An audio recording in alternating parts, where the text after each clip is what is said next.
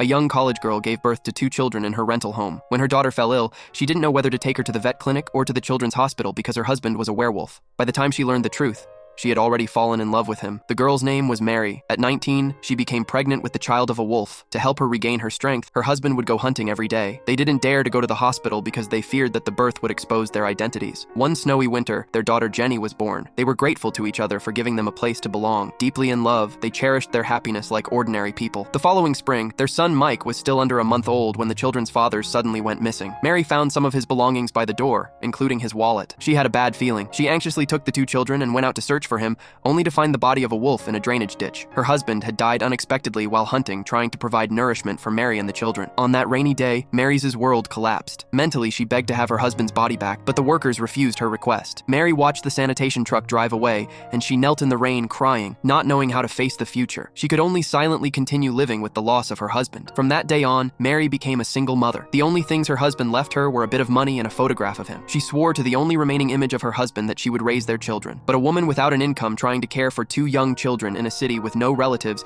found it incredibly difficult. Her daughter Jenny was lively, inactive, with a huge appetite. She would constantly ask for food and when upset would transform into a wolf. Her wolf instincts made destroying things an inherent part of Jenny's nature. In contrast, her son Mike was different. He was introverted to timid and physically weak. He had a very small appetite and needed to be fed every 2 hours. Mary had to drop out of school and quit her part-time job to take care of the 2 children. The family's expenses were barely covered by her husband's meager savings. As a first-time mother, Mary didn't know how to raise wolf children.